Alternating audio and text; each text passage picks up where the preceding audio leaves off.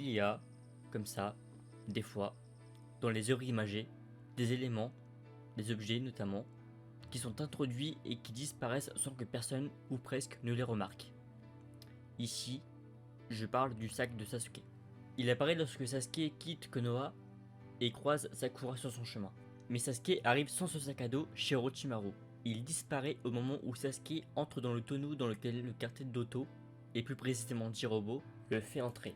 Même si ce détail est sans importance, puisqu'on ne le voit pas lorsque le tonneau explose et libère Sasuke.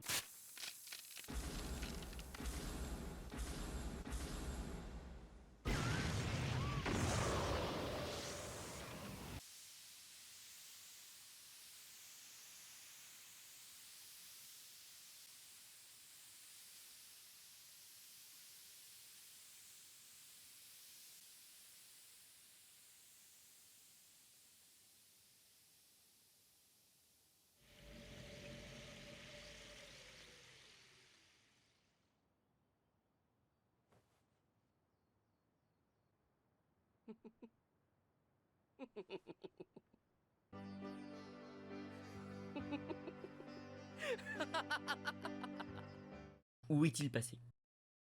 La raison d'être de ce sac à dos aura seulement été de faire comprendre à Sakura que Sasuke quittait Konoha pour rejoindre Orochimaru, puisqu'il aurait certainement gêné Sasuke durant son combat contre Naruto. Ou plutôt, que Masashi Kishimoto ne voulait pas s'embêter à dessiner ce sac à dos, surtout lors du clash final puisque Sasuke se fait pousser des ailes. Maintenant, il va s'agir d'une surinterprétation digne d'un cours de français sur un texte plus ou moins ancien. Il sera question ici non pas simplement du dialogue entre Sasuke et Sakura lors du départ de Sasuke de Konoha, mais aussi du choix d'animation de toute la séquence, puisque dans le manga, il n'y a pas de jeu d'ombre, la scène se passe la nuit, mais la lune sert de source de lumière. Le dialogue est à cœur ouvert lorsqu'aucun nuage n'est entre les personnages et la lune.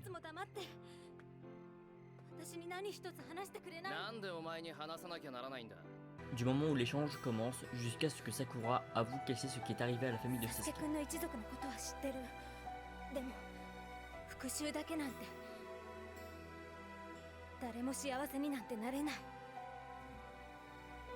C'est à ce moment-là que les nuages commencent à les obscurcir.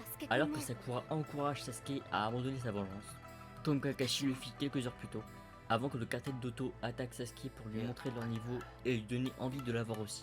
La zone et les personnages sont obscurcis, comme pour appuyer le fait que Sasuke choisit la voie des ténèbres pour justement accomplir son objectif. Évidemment, puisqu'il est question de son objectif et non de la volonté de Sakura, Sasuke nature, elle est aussi obscurcie comme pour signaler, puisque Sasuke est de dos et ne la voit donc pas, qu'il n'a aussi cure de ce qu'elle pense et veut. Comme pour dire que c'est dans l'obscurité qu'il voit le chemin à suivre, pas dans la lumière, avec ses camarades de Konoha. 俺はお前やナルトのようにはなれない。またサスケくんは自ら孤独になるの？サスケくんはあの時孤独は辛いって教えてくれた。今はそれが痛いほどわかる。私には家族も友達もいる。だけどサスケくんがいなくなったら私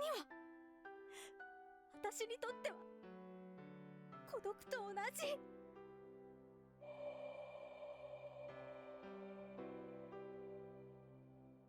またここからそれぞれ新しい道が始まるだけだ。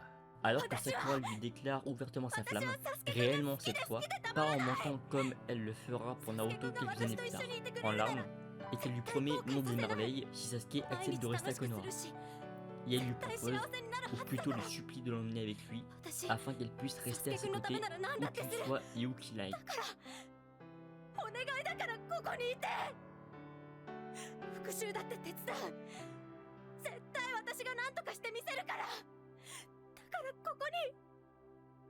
Le ciel se dégage, les nuages disparaissent. C'est donc au tour de Sasuke de lui dire ce qu'il pense, à l'image du ciel qui n'est plus gêné par les nuages, d'être honnête et de ne plus laisser le tact retenir ses mots, comme les nuages retenaient la lumière de la lune. En plus de dire à Sakura qu'elle était lourde,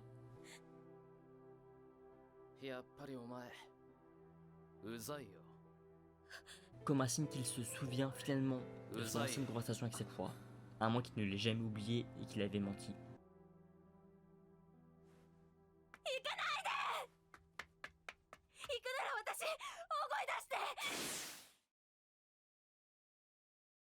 Il passa derrière son dos, alors qu'elle le menaçait de crier pour alerter le Sakura. village, et lui révèle ses derniers mots. ありがとう。